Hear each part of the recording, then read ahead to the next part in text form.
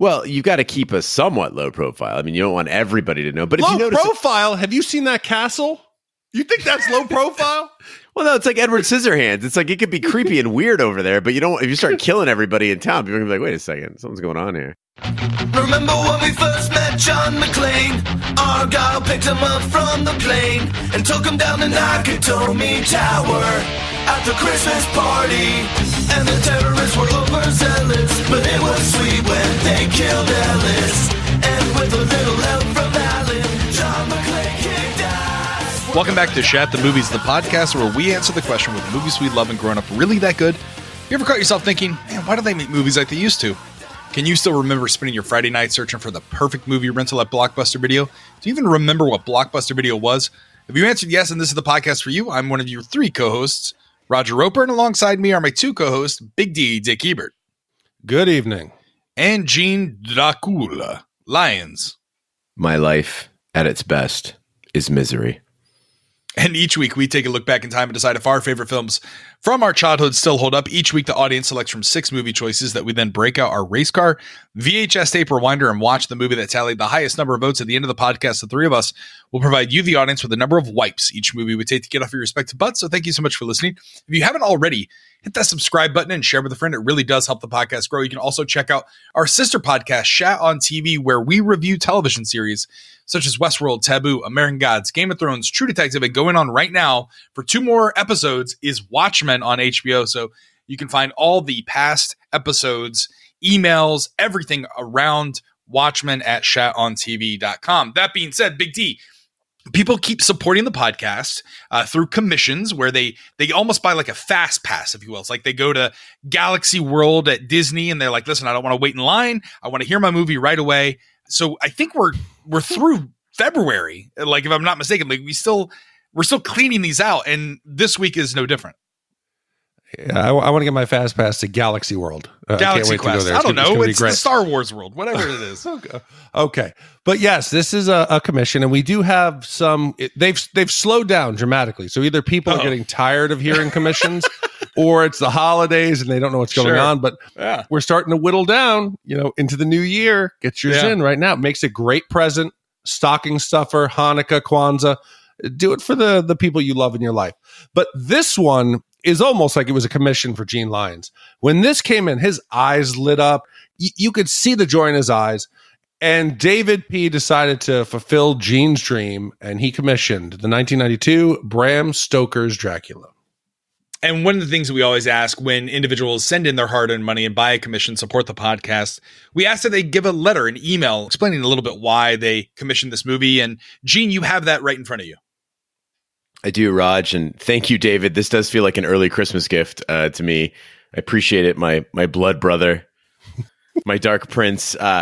David writes, "Hey, Shat crew, I originally discovered you when searching for a movie review and was trying to remember the old thumbs up guys. So I was Googling movies and Ebert and Roper, and you popped up. Well played. Our evil plan has worked. It only took 4 years. Yeah. At the time, your latest review was The Lost Boys, a junior high favorite of mine. So I fired up the podcast and have been hooked since. When I finally got around to commissioning a movie, it seemed only fitting to request another vampire movie. This commission, like so many others before, is long overdue. Other than skipping Good Omens, pretty sure that was a good call, I think I've listened to every one of your podcasts. And I think he's talking about American Gods. So Good Omens is kind of a good joke there. Another Neil Gaiman work. So David continues, Bram Stoker's Dracula probably has not held up well. It has been maybe a decade since I've seen it, so my expectations are mixed, and I'm curious to revisit. At the time, anything with Gary Oldman was an automatic checkmark on my favorite movie list. I loved the dark, overdramatic, almost surreal way the movie unfolds.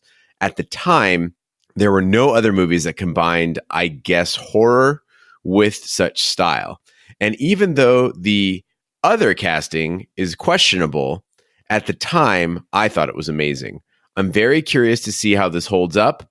My guess, 2 wipes.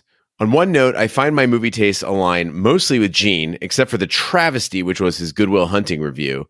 And with early 90s Gothic vampires, I am most curious to hear what he thinks. and it would be a great time to get Carrie to stop by. Just saying.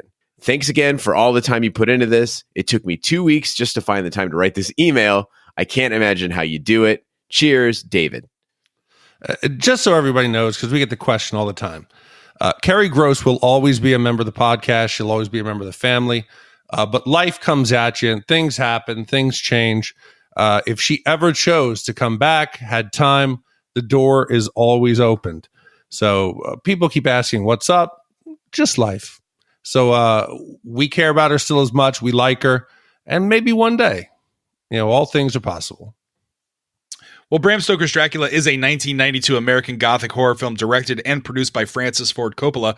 It stars Gary Oldman as Count Dracula, Winona Ryder as Mina Harker, Anthony Hopkins as Professor Abraham Van Helsing, and Keanu Reeves as Jonathan Harker. Dracula grossed $215 million on a $40 million budget, and Rotten Tomatoes consensus has cited some terrific performances, although Reeves' performance has been widely criticized. It was nominated for 4 Academy Awards and won 3 for Best Costume Design, Best Sound Editing, and Best Makeup. Its score was produced by, I don't know how to say this, I'm gonna butcher it. Wajid Kalar? I don't know. It's really good though. It goes bum bum bum bum, and the closing credits theme "Love Song for a Vampire" was written and performed by Annie Lennox. It became an international success.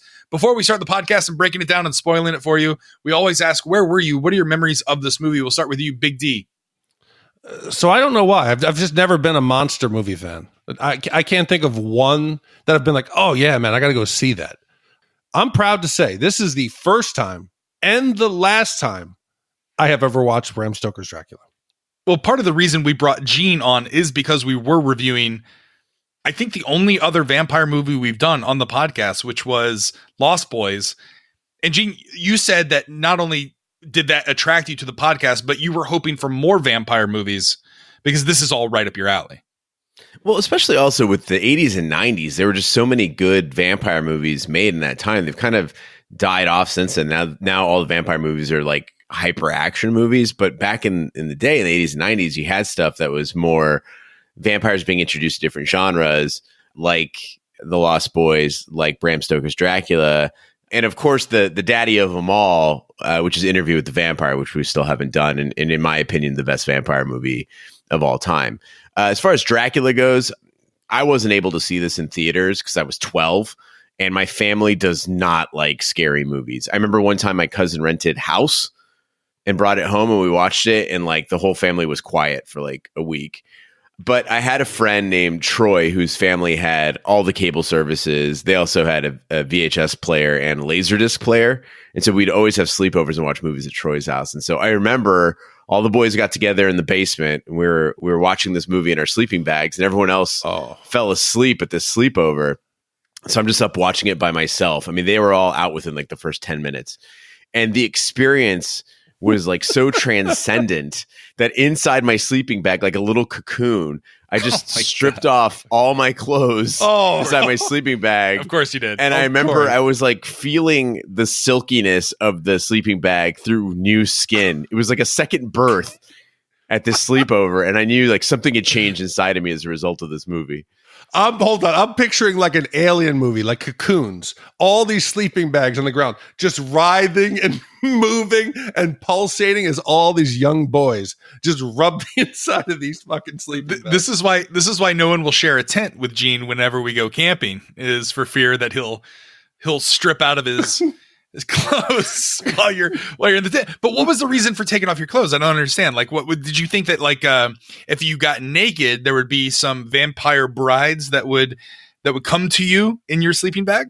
No, there was just so much like sensual energy emanating off the screen, and I'm not talking in a strictly sexual sense. But like the blood is the life, man. Like I was feeling all these things as a 12-year-old. You're awakened to these things. It was like the ideas of desire, the ideas of strength and power and nature, and all these things just came together in this basement in Mesa, Arizona. What happened in the morning when you had to wake up and eat breakfast? Like, did you put back on the clothes before you got out of the sleeping bag, or did you just get out naked and then you were never invited back over again? Well, no, of course I put my clothes back on, and I wouldn't shut up about Dracula for like the entire weekend. Got it. Well, I was also too young like you, Gene, to see this in theaters, but I did rent this shortly after it was released at my local video rental store. I vividly remember this movie because I was at the age where just the sight of a nipple would give me tingles in my Batman underoos. And I must have pressed that vampire threesome scene at least 20 times, if you know what I mean. So like I too found it very sensual and very erotic, but I was never invited over to sleepover, so I never had the chance to take off my clothes in a sleeping bag. I just hope that was your sleeping bag. Oh, yeah, absolutely. Oh, yeah. Yeah. Well, with that being said, Big D, play the trailer. Here occurred the frightening and shocking history of Prince Dracula and the woman he loved. I have crossed oceans of time to find you. Ja, Dracula. There's a sinister, darker side to him. I find irresistible. I have never met any man with such a passion for life. He is unlike any man. What are you? Vampires do exist. This one we fight, this one we face. Can take on many forms. He is both young and old. He can appear as mist, as vapor, as the fog. And he can vanish at will. My love. The power of his evil desire has no end. You've got to go to him. You've got to love him. She is a willing recruit and devoted disciple. She is the devil's concubine. Dragon! Join me in eternal life. Your salvation is his destruction. I want to be what you are. I want to see what you see. I want to love what you love. Take me away from all this death.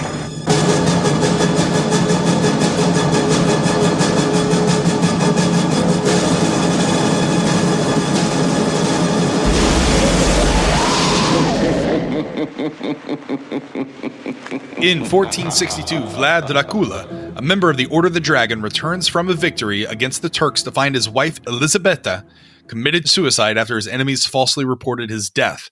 The priest proceeds to tell him that his wife's soul is damned to hell for committing suicide, and in a fit of rage, Dracula desecrates the chapel and renounces God, declaring that he will rise from the grave to avenge Elisabetta and all the powers of the darkness. He then stabs the chapel's stone cross with his sword and drinks the blood that pours from it. So in the opening scene of this movie, you see Dracula returns from combating the Turks. He's like this devilish beast born of blood and loss and conquering. Like when he lets all that loose in the church, I was like, fuck, this is why I love this movie. And I felt bad for everybody else who has to be in this movie with him because there is no Gary Oldman. There is Vlad Dracula on screen. And if I were another actor on the set, I would just take one look at him laying waste to that Romanian church. I would swing by craft services, grab a sandwich, and get the fuck out of town. And be like, this guy is too fucking good. I'm gone. Yeah, I definitely agree that without Gary Oldman, this movie would be unwatchable. But we actually have Winona Ryder to thank for this movie. She's the one who purchased the rights to this film and convinced Francis Ford Coppola to direct, even though she dropped out of The Godfather 3 at the last minute to make another one of Gene's favorites, Edward Scissorhands. So that forced Francis Ford Coppola to cast his daughter, Sofia Coppola, in her role for The Godfather 3. But again, without fucking Gary Oldman, just giving it everything he has, which is interesting because they have other great actors like Sir Anthony Hopkins. So it makes sense that you have Gary Oldman playing the character throughout the different phases of his life. He's Vlad. He's also Dracula. You have Winona Ryder, who's playing Mina, and is Elisabetta. But why do you have Anthony Hopkins playing the priest and also Van Helsing? Is it just the fact that he was on set and they're like, hey, we got Anthony Hopkins, make him the priest? Yeah, you want to do narration? Anthony, get in the booth, start recording. What the fuck's the point? Well, how dare you? Because if Westworld has taught us anything, there can never be enough Sir Anthony Hopkins. And with the exception of Zorro, I think I'm entranced whenever Anthony Hopkins is on the role. And I really like Van Helsing. I find that the character of Van Helsing in vampire lore just interesting because any Dracula movie that ties back to the real Dracula, like I listen to a lot of podcasts on the real Vlad and cultural impacts of medieval religious societies. They had vampire kits that they used to sell where they would actually go to the graveyard and do that thing where they would behead and drive the stake through the heart. So this really gets my Catholic blood boiling. But can we talk about Vlad's armor? Gene, you talk about like that opening scene where he's wearing it, and it looks like it's an anatomy book of muscles. Yeah, like it's all red, and he looks like a Targaryen. He looks like the Mad King. I wonder if that was the inspiration. The Draculs, the dragon. I wonder if that was the inspiration for George R.R. Martin to make the Mad Kings, the Targaryens. See, I was thinking Game of Thrones too, but more like a Bolton, right? Like that flayed man. It's like the skin was torn off there. But this armor, again, the costume in this movie is fantastic. And that armor looks magnificent, but at the same time terrifying, like a flayed man. It's just perfect. And actually, if you go to Coppola's winery, that armor is on display. And it's the real deal. It's fucking rad. But this whole movie has that 1960s, like Shakespearean film feel to it, and there's a reason for that. You know, everything today is not necessarily shot on film, and especially not shot on older film cameras. So this movie was made in 1992, and therefore it was shot on a camera called the Arriflex 535, which was pretty new at the time. I think it came out like 1990. And lots of movies were shot on this camera. And if you go back and see movies like Eyes Wide Shut and Lord of the Rings, there is this film richness, this real film quality to them. It just feels different than digital. And combining that with this over-the-top costuming just gave us that beautiful, warm look. And I was thinking about, I grew up watching movies like Elizabeth Taylor and Richard Burton in Taming of the Shrew, or Zeffirelli's Romeo and Juliet. And if you go back and watch those movies, the costuming and the way that it all shows up, those colors show up on film, are very similar to this. So you automatically had all these visual cues that this was an epic drama.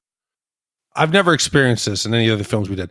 When you used to go to Planet Hollywood, where Roger famously worked, and they would have the movie props up, you'd be like, holy shit, that looks like a movie prop. That looks really fake, but in the movie, it looked real. This movie, all the props look like props.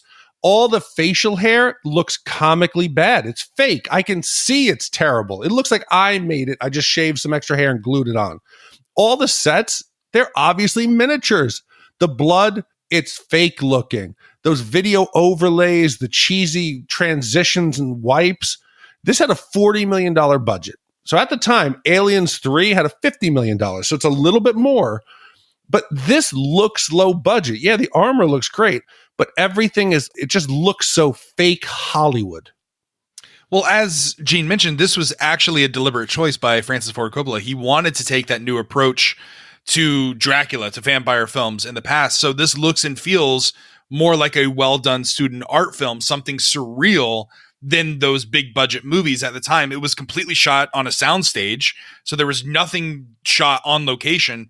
And it focuses really more on the tragedy of this character, Dracula, versus the horror element. But if you notice throughout the film, Francis Ford Coppola does honor past variations of the vampire lore, which I think is why people who are fans of this genre rate this movie fairly high. So the one thing about the movie, though, when you talk about like that opening scene, when he stabs the cross and like the cross starts bleeding, would you immediately grab a cup and start drinking from it? Like, even as a Catholic, I wouldn't drink tears from the bleeding Virgin Mary statues that pop up every now and again. However, I would eat a grilled cheeses.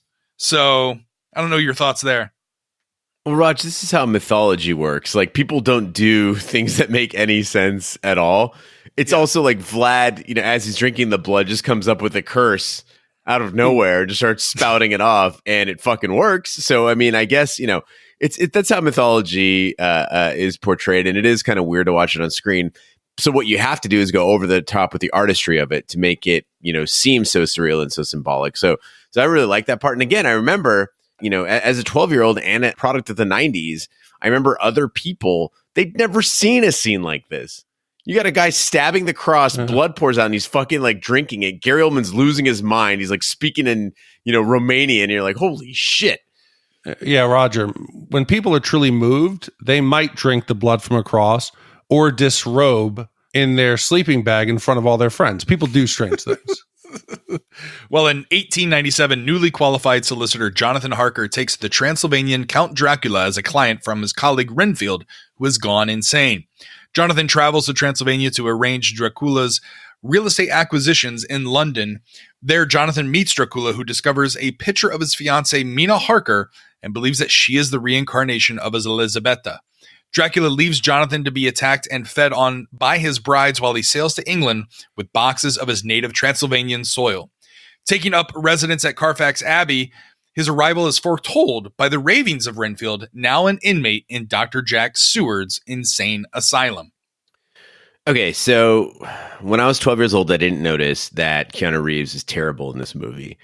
And film critic Josh Winning actually made a 2011 list of the 50 performances that ruined movies. And about Keanu as Harker, he wrote, "You can visibly see Keanu attempting not to end every one of his lines with 'dude.'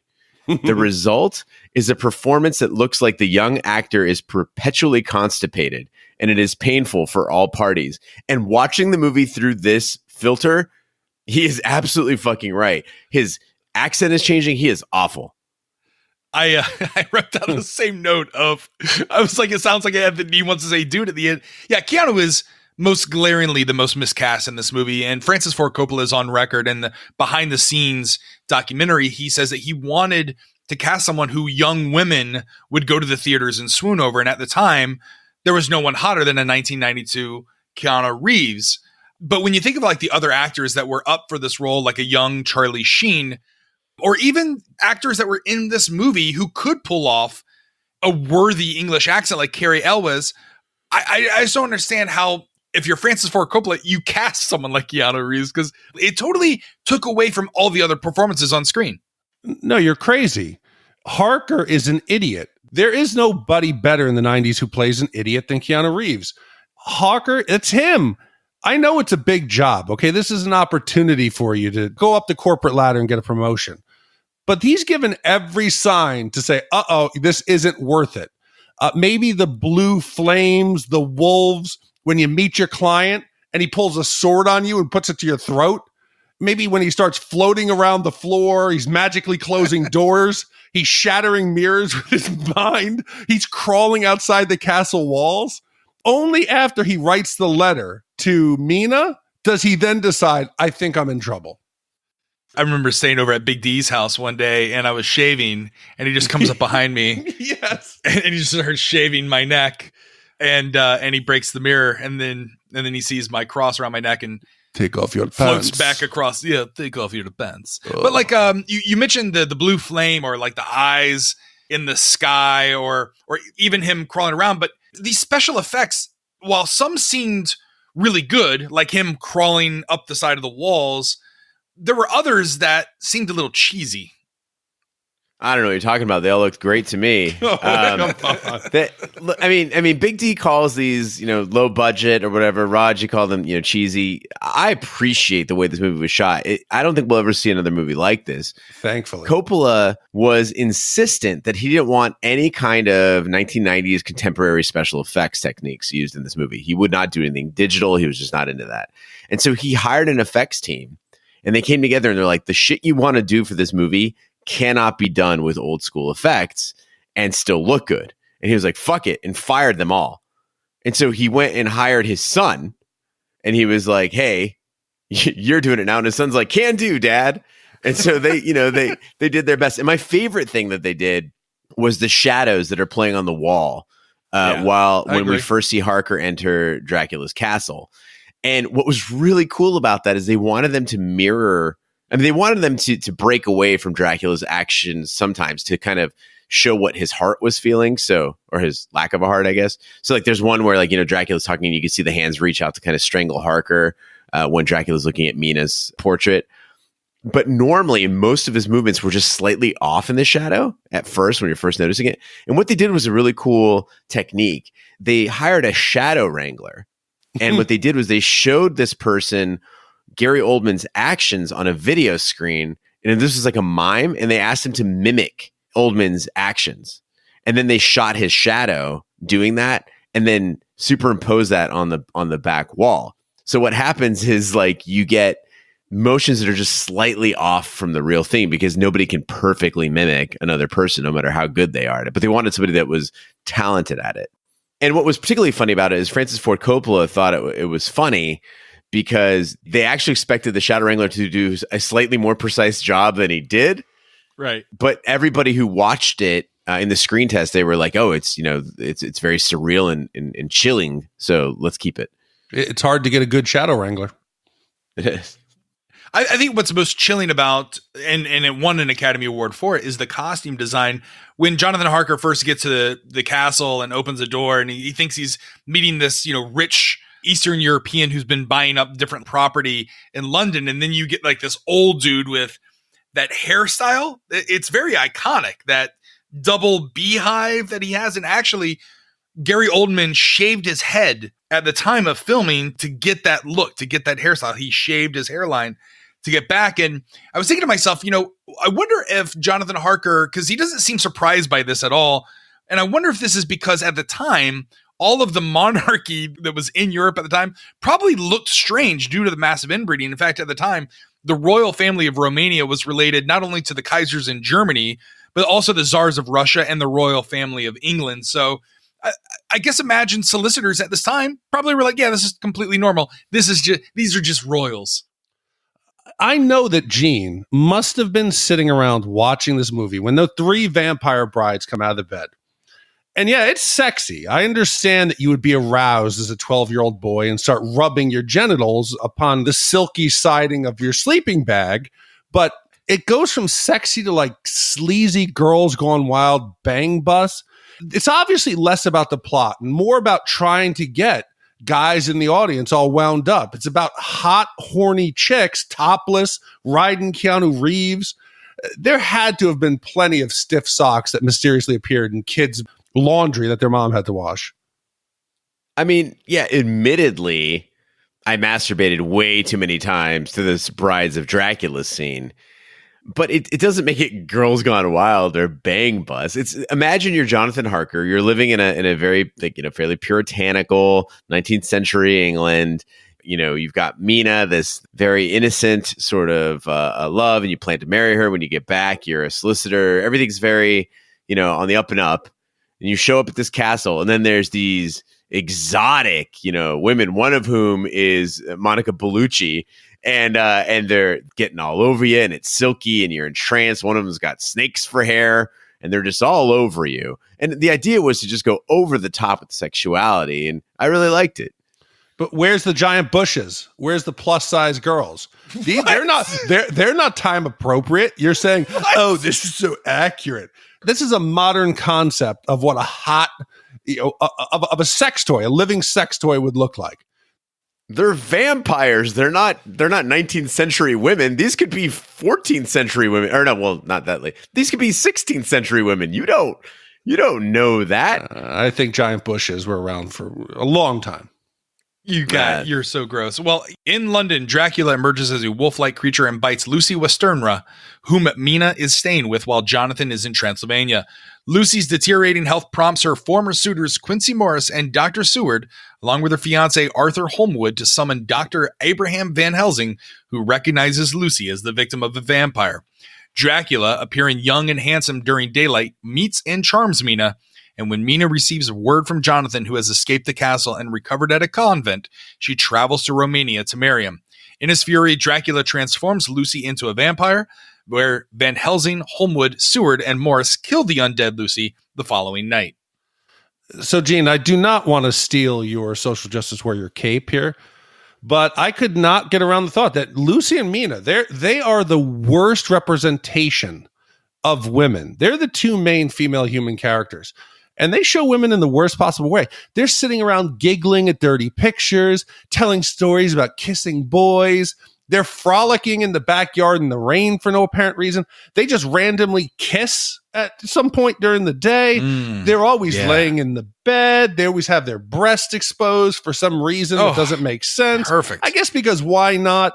When Lucy meets a man from Texas, all she can say is, "It's so big, let me touch it." Women in this movie, they're just mindless sex toys. Nudity and sexuality can serve a purpose in film. I'm not a prude. But this was goth kid porn, nothing more. Yeah, I wonder why Lucy was, because it's never really fully explained. I mean, I guess there's mesmerism in Dracula and vampires. They can do that. And so they're summoning out Lucy into the maze.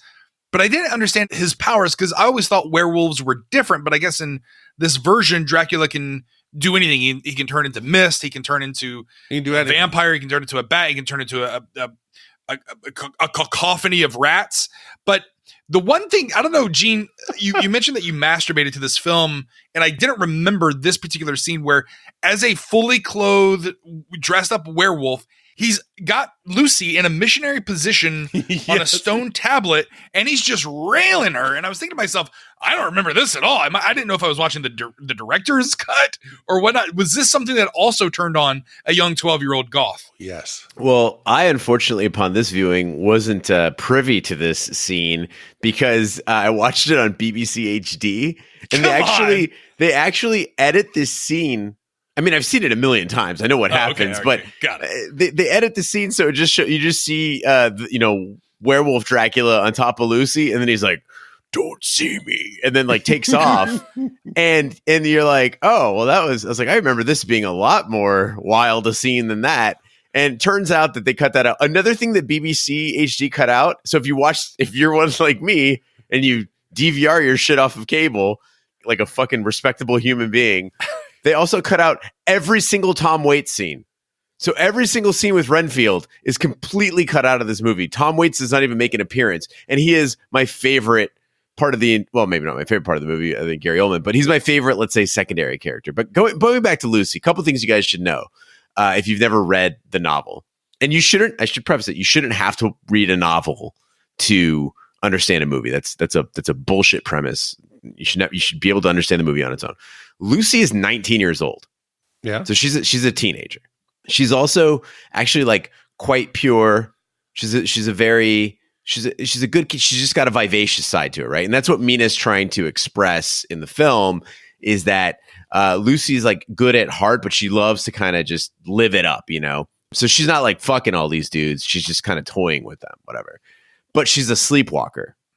And so the idea is that she was more susceptible to Dracula's powers because as a sleepwalker, he could like, so Mina actually asks her when she's outside, it's a little part of the movie, but she's like, "Oh, you must have been sleepwalking again," or whatever. That's how you ended up out here. Yeah. Now, the actress that plays Lucy is Sadie Frost, and I thought she was just the hottest thing alive when I was a kid. And what's odd is I found her more attractive after she was infected and then finally dead. But that pale skin when she's finally dead and she's in a resting place, the red hair, that Elizabethan collar, that sexual writhing when she's like, suffering from the illness, all of that was just amazing to me as a kid. It was overload. And she was my first entry into the spank bank. But what's weird is that she kept coming back into my life after that. So the first time I saw her, I was 12 years old. And it was when she was in Dracula. And then in 1997, I was obsessed with Jude Law. I thought he was like the coolest thing in the world. And she married him. So I was like, oh my God, like Lucy married Jude Law. And then summer of 99, I'm studying in the UK. And I turn on my TV in my Edgware Road apartment. And I see her in the music video for Pulp's Common People. And for people who don't know, like Common People is the Britpop anthem. And the biggest musical influence in my life. Like when I heard that song, it changed everything for me. And I worship Jarvis Cocker, the lead singer of Pulp. He's a demigod. And so seeing Sadie Frost and Jarvis Cocker together in a music video for my favorite dance floor classic, it just made my head spin.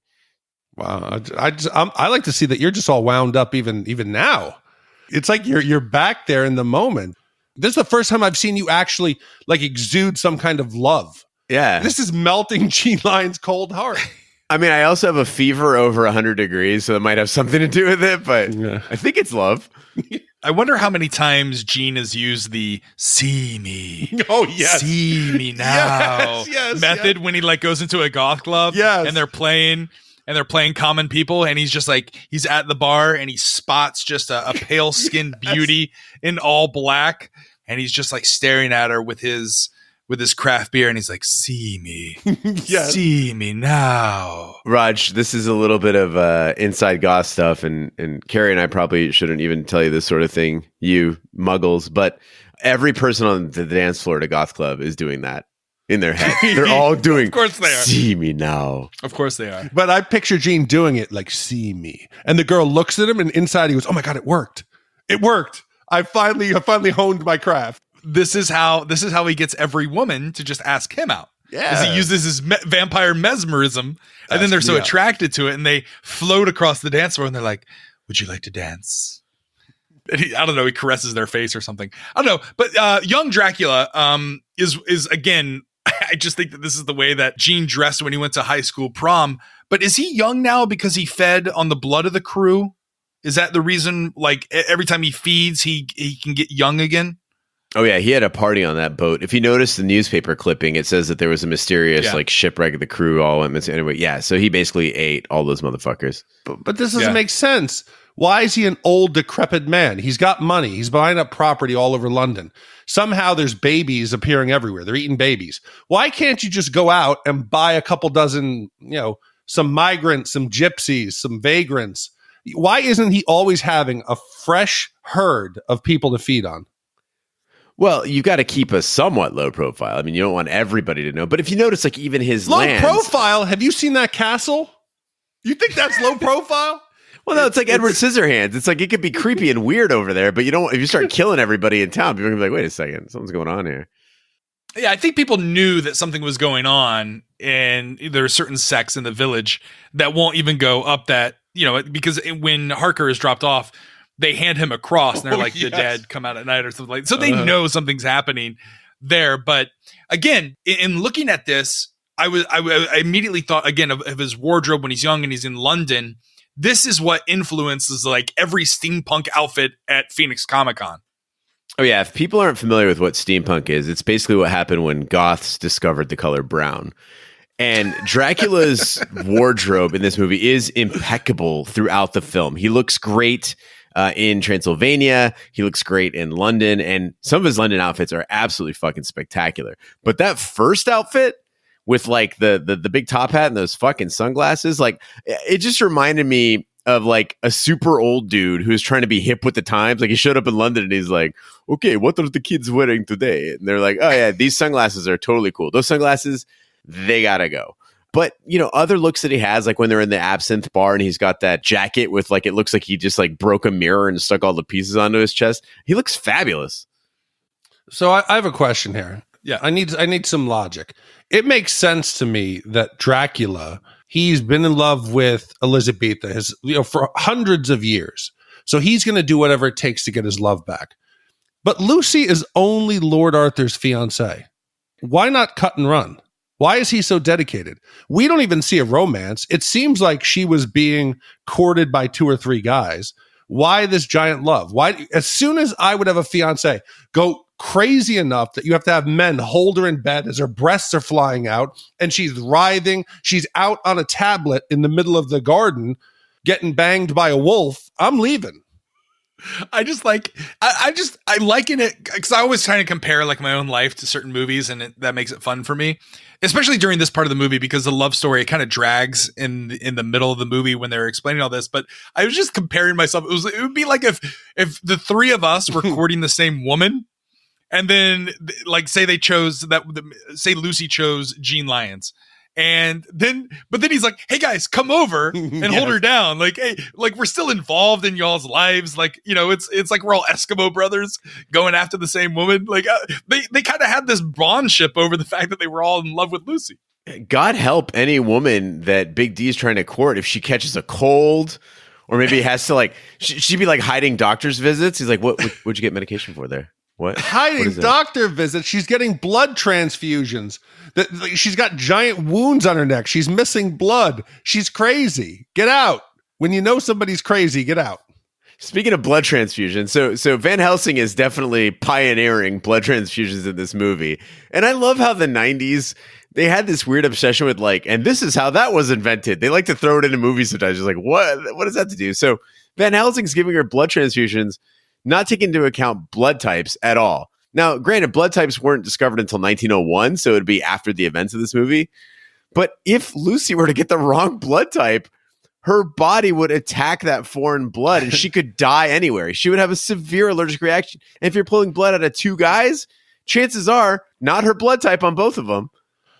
Also, I want to call into question Van Helsing. Van Helsing's like, I've been tracing Dracula my whole life. But yet he doesn't realize that Dracula's on the loose until Lucy's dead. She's up and walking around. She's got the bite marks in her neck. What takes him so long to realize, this might be Dracula? So I should say that this points to a shortcoming of the film that I never really considered until you mentioned it, Big D. I've read Dracula, and maybe I was just filling in like the bits and pieces in my head, but Dracula is told from the perspective of the writings of the characters. So it's told from multiple perspectives.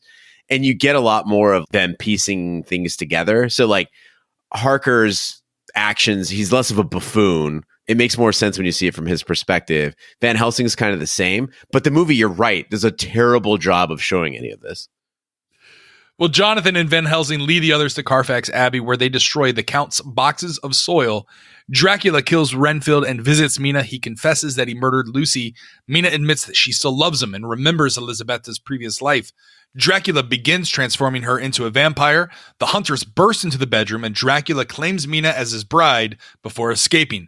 Van Helsing hypnotizes her and learns that Dracula is sailing home in his last remaining box. The hunters depart for Varna to intercept him, but Dracula reads Mina's mind and evades them. The hunters then split up. Van Helsing and Mina travel to the Borgo Pass and to the castle, where the others try to stop the gypsies transporting the Count. Okay, so Gene, I got a list of questions here. I'll just throw them all at you, and you can come back with me. Okay. Sure. Number one: does Dracula have some kind of mysterious power over a woman's clitoris? Because it seems like he can make them climax without even touching them.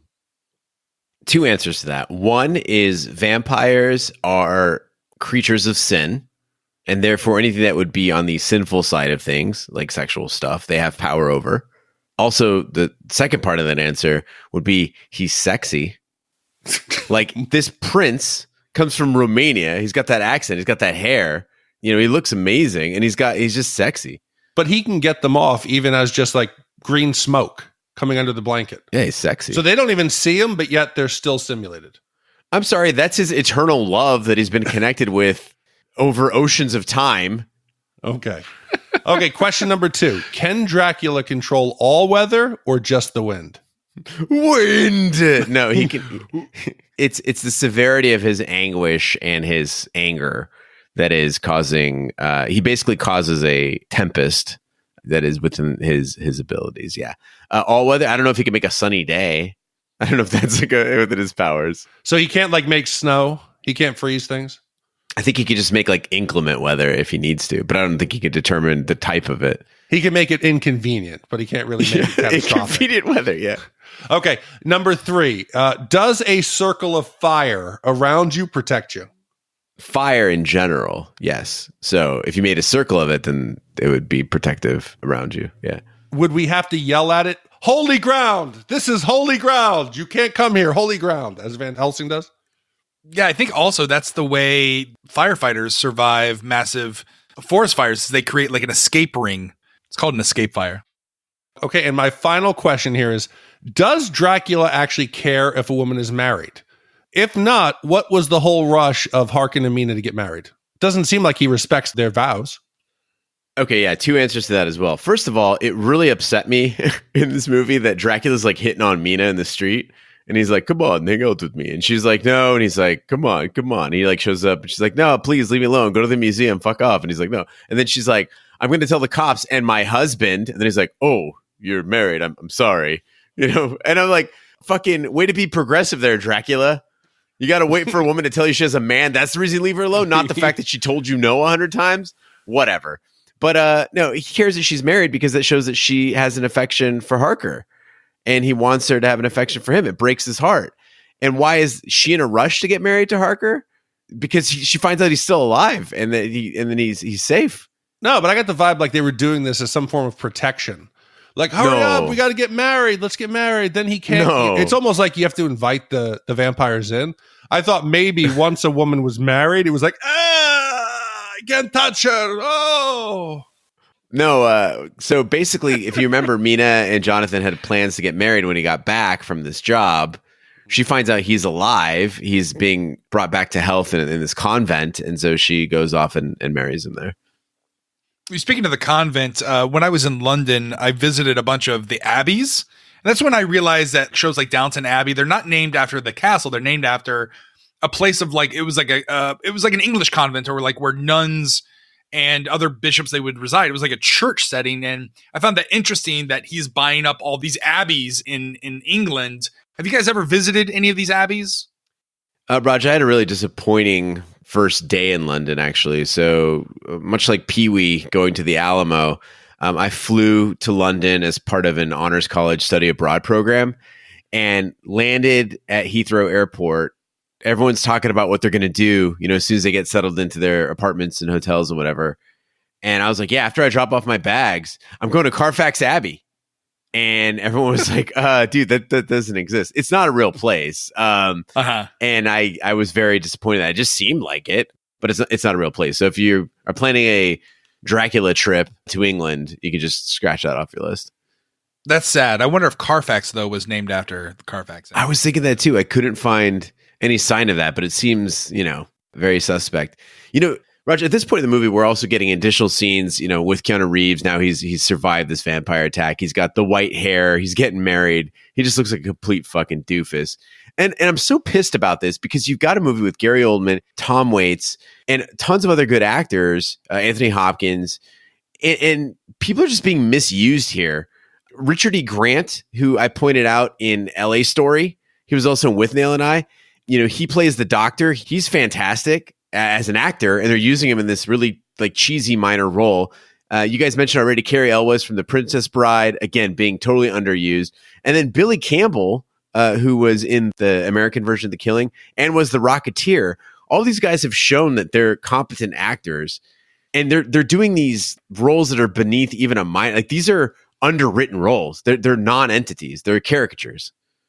Yeah, not only that, but the accents keep going out. Even Anthony Hopkins' German accent, it keeps going in and out. And there's certain things that just take away from the believability because you go from scene to scene and you're like, well, they obviously shot that scene first because his accent is on par. And then this other scene, they probably waited to the last minute and they're like, you know what?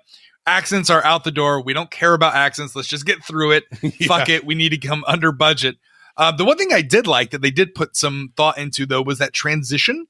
When Van Helsing cuts Lucy's head off and then he goes to that rib roast and he's all happy and he's like cutting the steak.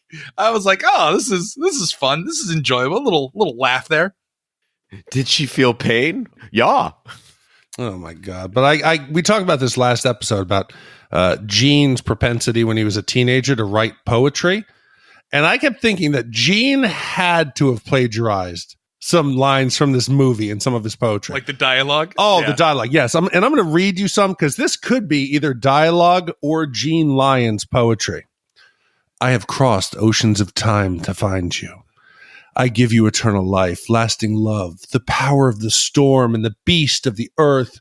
Walk with me to be my loving wife forever. I am longing to be with you and by the sea where we can talk together freely and build our castles in the air.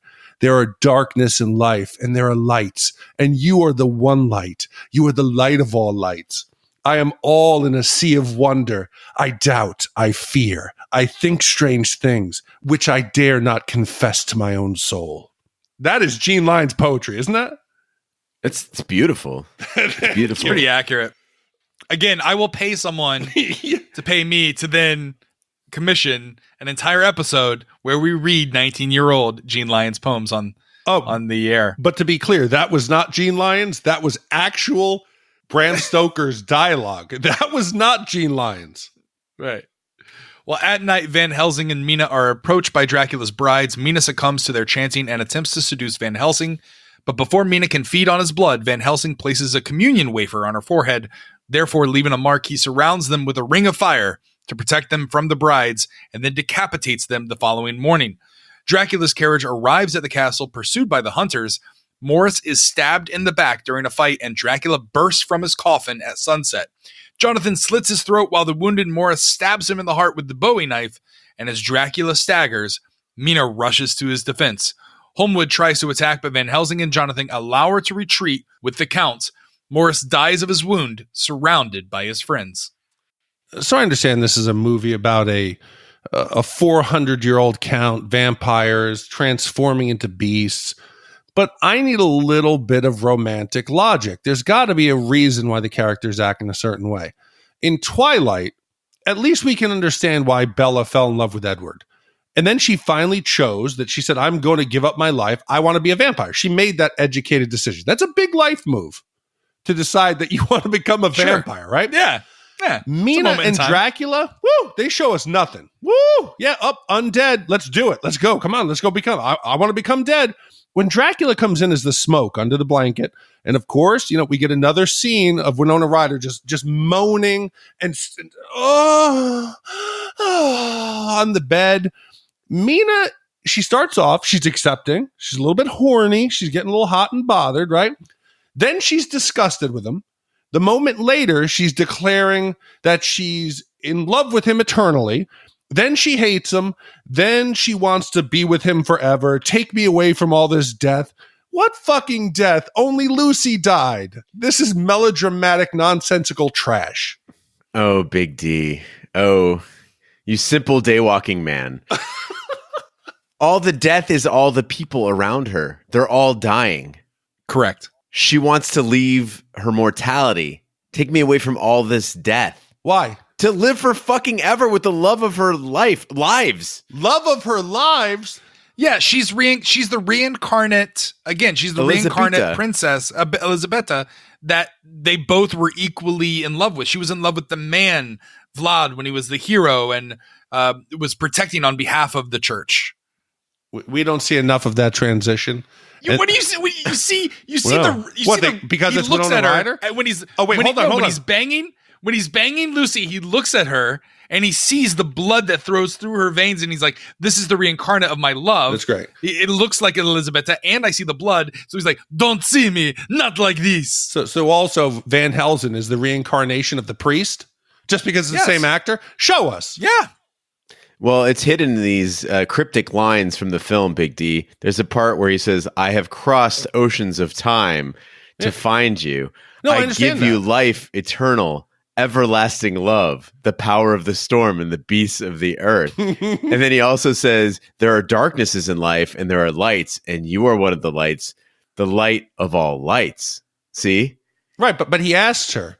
She's like, take me away from all this death. And then he's like, no, I cannot do it. No. Because she doesn't know what she's asking him to do. She thinks it's going to be all fucking Twilight and shit. And he's like, no, you don't understand. You become this horrible thing. He envied her because she was able to die where he had to live the way he does. This needs to be more than a 30-second scene then, if you want to convey all of this.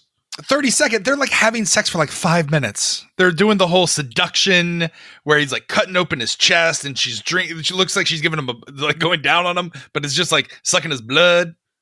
Now, Big D, you mentioned all this eroticism and stuff, and Francis Ford Coppola did make attempts to take these two young actresses, Sadie Frost and Winona Ryder, and get them prepared to really evoke sensuality, sexuality effectively on the screen.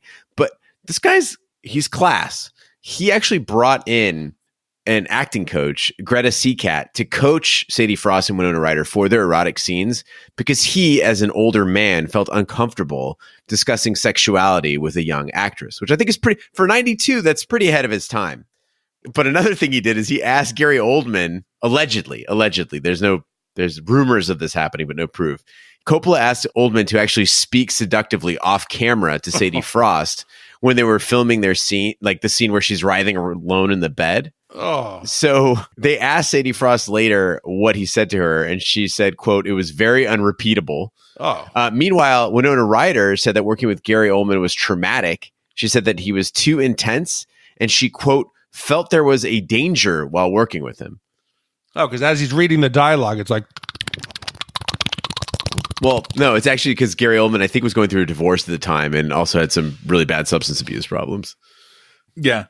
Gene, have you ever had vampire sex? Like I've watched, like, I think it was like Real Sex did a whole like behind the scenes, or Vice, where they followed the supposed vampires, and like part of their sensuality is drinking each other's blood, or they try to find someone that will ingest their own life. And you see this depicted on screen where, again, he's sucking her blood and then he cuts open his chest and makes her drink from it. Have you ever had anything like this? Have you ever done anything like this?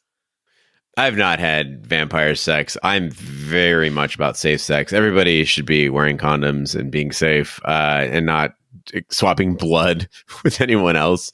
The closest I think I've come to any sex that's portrayed in this movie, other than banging a wolf, is the Brides of Dracula scene. I did one night, I think it was in 2002, after goth clubbing. I went to this house party, and there with 3 women kind of in the back room, and everybody was making out, and it was all a jumble of bodies and stuff, but no Dracula burst forward to break it up. We all were just too drunk, and people started throwing up, and that was that. Like, there's different sects of the goth scene, right? And like, correct. What I mean by different sects is different groups, right? Subgroups within the goth scene. Sure. When you see a vampire, what's your opinion of them? Like, do you look down upon them? Are they like, how are they ranked? Like, what's top goth versus bottom goth? I mean, the vampire goths, they're not going to be welcome at the cool kids table for sure. But I have a lot of respect for them. Like, I think that they're kicking it old school. Like, they're super cool. So I would say, like, I'd say the top of it, like the top of the list would be probably like the post-punk goths, which are like people who just, like a Carrie. And then you would have a step down from there. Might be like your rivet heads, like your industrial goths. And then maybe a step down from there, you would have like your swamp goths. And then that's like me, like a Nick Cave sort of thing. And then a step down from there, you would have probably like your lace goths, your Victorian goths, whatever you want to call them, the vampire types. And then way at the bottom, you have gravers, which are goth ravers. Really? Oh, they're the ones that are putting the videos where they're glow dancing in their sticks chains and those would be my vote for the bottom as well. Ugh. But Big D, you talked about this movie and you talked about like how you didn't quite like it because it seemed cheap to you. I will agree with you that the chase scenes in this movie don't live up to the hype of the movie. It's very disjointed. You mentioned that they all have jetpacks like in Game of Thrones. It kind of feels that way. Yeah, like what I don't understand is the premise is we're racing to beat Dracula before he gets back to the castle and before the sun goes down, because then he's going to become powerful again. So we're racing. Everybody's going, oh, we're going to take the train. We're going to get off the train. We're going to have a decoy. But then when they get there, sun goes down. He's all powerful. He pops out, but yet they still kill him super easy. What the fuck was the big rush? Let's take our time, go back, and we just kill him. Yeah, so if you notice when he's traveling back to his castle, like if he were to get there, get back in his Transylvanian earth, get back in his stronghold, he would become much more powerful and have all the powers of the castle along with him. When he's being transported, you notice that he kind of looks like Joe Biden. And that's basically like he's in an incredibly weakened state because it's daytime and they're basically rushing his ass. So he didn't have time to prepare at all. He didn't have like a proper, transport setup. Yeah, fun fact about Joe Biden, that's also how he travels by train, is they put him in a box of Delaware soil to keep him alive and kicking. And when he doesn't get his full 8 hours in the Delaware soil, he'll do weird things like start sucking the finger of his wife on stage to drink her lifeblood. But getting back to these fight scenes, these combat scenes, early in the movie, we have the battle between Vlad's forces and the Turks, and they use those backlit shadows, and it's like a pantomime of battle. And I thought that was effective. You see guys getting impaled and all that, and it does the job. And Coppola should really stick to shit like that, because when he tries to actually show this action, these are some really clunky, like horse chasing scenes. They feel stiff. They feel uninspired. The only cool thing was Cowboy Quincy Morris cocking his repeater with like one hand. That was fucking awesome. Yeah, but this chase scene was straight up Indiana Jones stage spectacular from Disney, like MGM Studios. Every dude was like, Wilhelm scream, falling off of the stagecoach. Being dragged. Yes, being dragged. And then they'd come by and kind of cut it off. And it was, how long were they chasing each other? And they have to tell him, they're like, hey, shoot. Come on, Arthur, shoot. I've been chasing them for 3 days. You assume they've been shooting. It was just bad. Well, in the chapel where he renounced God, Dracula lies dying in an ancient demonic form. He and Mina share a kiss as the candles adorning the chapel light up and the cross repairs itself. Dracula turns back to his younger self and asks Mina to give him peace. Mina thrusts the knife through his heart as he finally dies. The mark on her forehead disappears and Dracula's curse is lifted amongst everyone. She decapitates him and gazes up at the fresco of Vlad and Elisabetta ascending into heaven together, reunited long at last. I love that this movie took a stab at sort of making a love story out of Dracula. I should clarify that this movie is called Bram Stoker's Dracula, but very little of what happens in this movie was written by Bram Stoker. It's just a way to, I think, differentiate it from other Dracula movies, but Francis Ford Coppola took some serious liberties here. But in the end, we see Dracula return to his original form as a result of Mina's love. And it's romantic as fuck. I'm glad we were able to see him take so many creative forms that showed us the different sides of his monstrosity and his anguish. That was the whole point, right? We're seeing all the different facets of this character. So the wolf being, nature, that man-bat thing that he was when he flew out of Carfax Abbey and then shouted everyone down inside of the doctor's quarters, the cowardly rats, the aging ghoul. And I think my favorite treatment of Dracula's face, though, was that amazing shot we got. And a lot of people miss this in the movie, but when Dracula's in beast mode, when he's on top of Lucy outside as a werewolf, and the lightning flashes, you see a young Vlad's face on the body of the werewolf just for a split second. I thought it was really well done. Yeah, it's all about like love redeeming them at the end, which again, for a vampire story about Count Dracula, this is a very ambitious film. And I love the fact that Francis Ford Coppola kind of went in that direction because it gives a different, it makes him a sympathetic character. It's more of a tragedy than it is a horror. Talk about tragedy. This movie pushed me to my limits. David P., I want to give you some background here, okay? So we had the whole Thanksgiving Day week screwed up our schedule. Then I got stuck in New York because they closed the Albany airport. We got back late, and that's what caused Magnolia to be delayed. On top of that, Magnolia was a record-length recording. We recorded like an hour and 50 minutes. So I'm trying to edit that to get it out. So I'm editing until 1 a.m. last night when I put the movie on, because this is the only time I have. And as the movie's going on to this point, I'm like, please stop. Make this movie stop. Please, I can't do this anymore. And David, this movie pushed me to the limit. I was like, David won't know if I go to sleep. David won't know. But David, I stayed strong for you all the way to the end.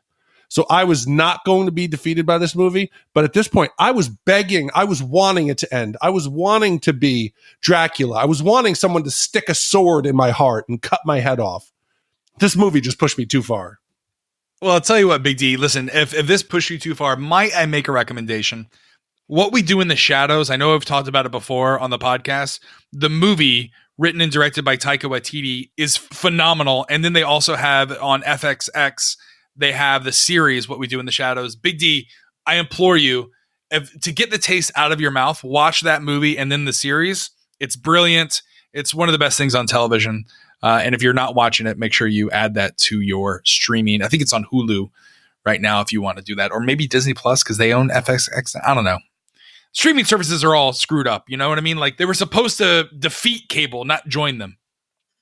That being said, now's the time of the podcast where we break out our Shat meters and give you our wipe scores. If you've never listened to the podcast before, Zero Wipes is a perfect, modern day toilet facility where you sparkle. It's like going home to take a poop. 5 Wipes is a terrible one. It's an medieval toilet, somewhere in a dingy, dimly lit castle where a vampire is sucking your blood while where there's blood splattering all over the case. So 0 Wipes is good. 5 Wipes is bad. We'll start with you, Gene. How many wipes do you give Dracula, Bram Stoker's Dracula?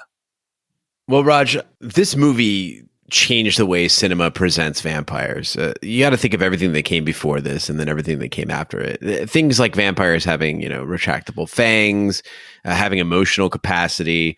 Remember that Dracula movies that preceded this included like Nosferatu, and then of course Bela Lugosi as Dracula, which, Max Schreck and Bela Lugosi were terrific, fine.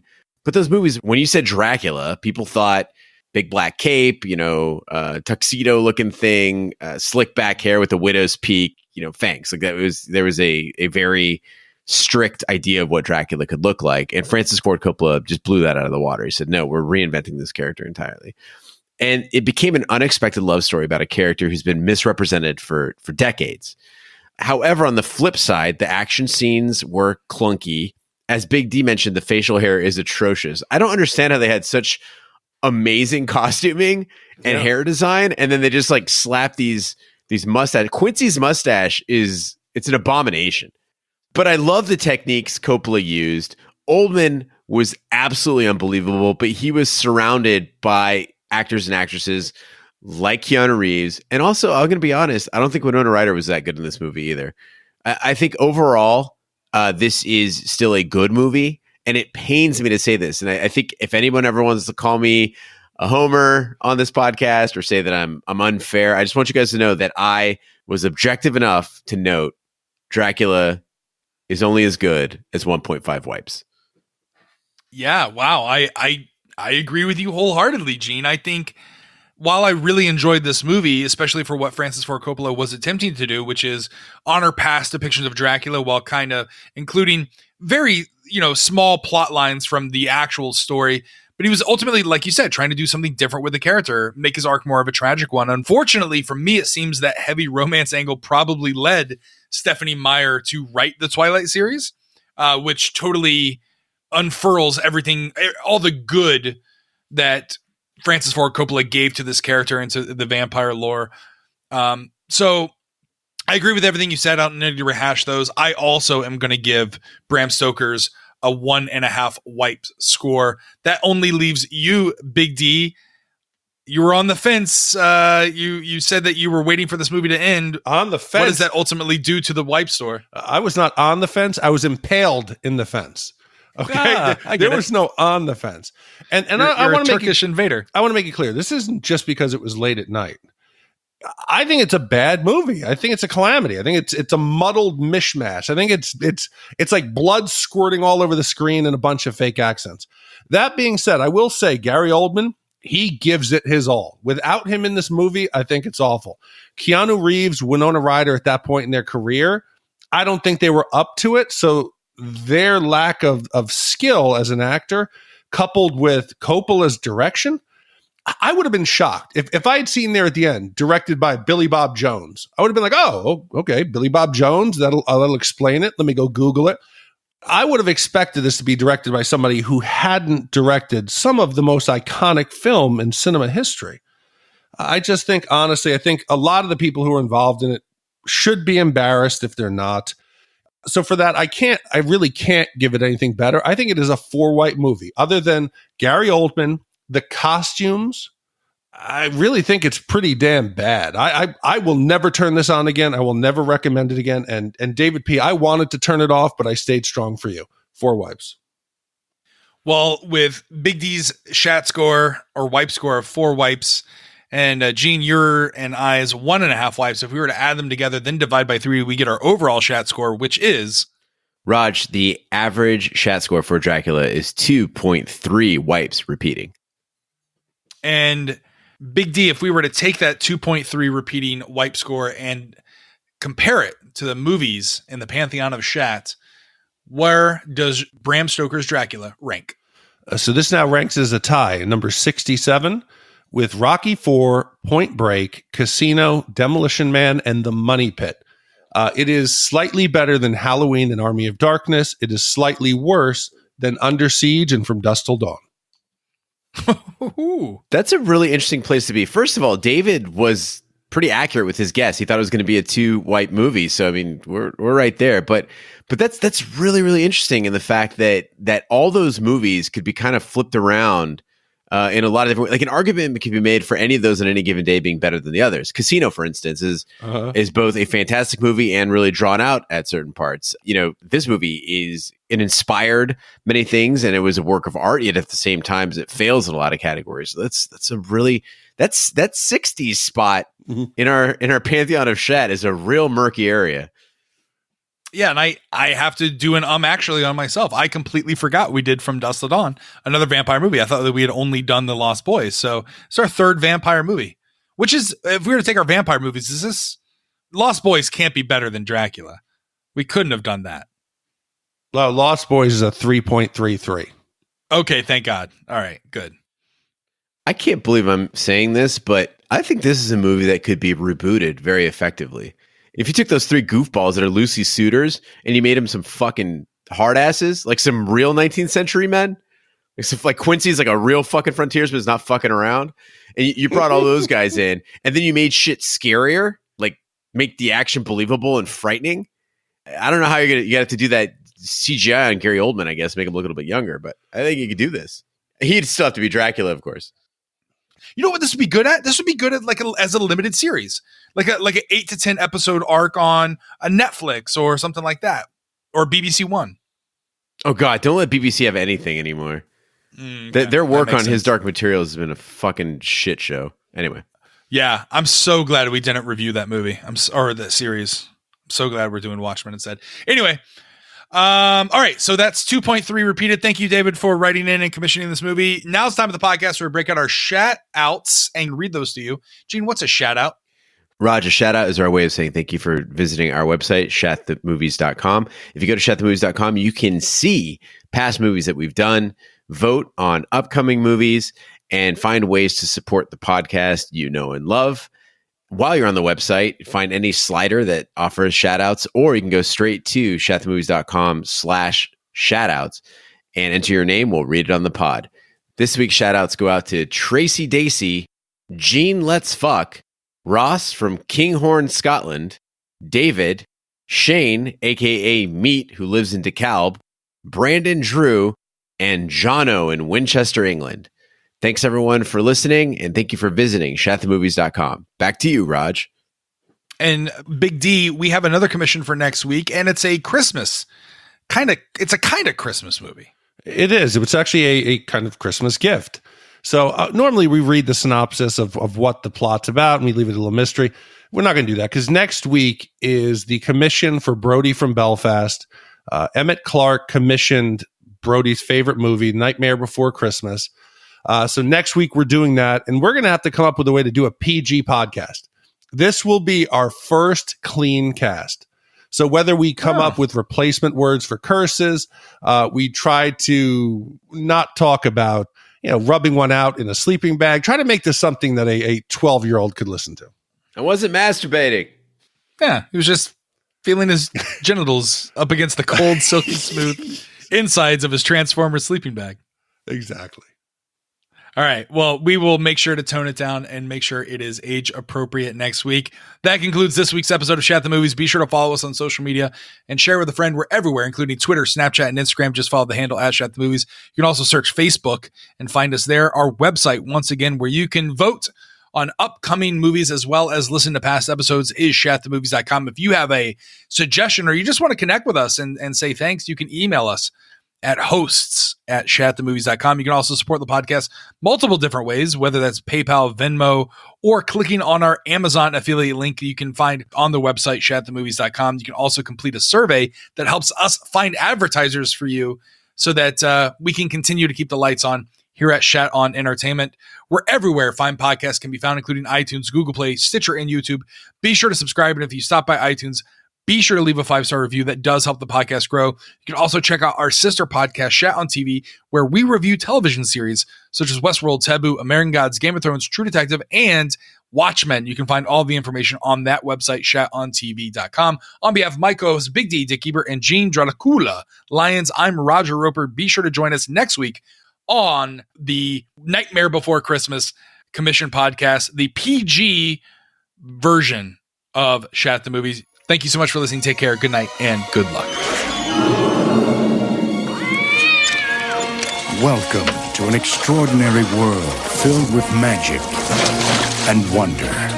Open your mind and let yourself go to a place where every day is Halloween and every night Jack Skellington The Pumpkin King!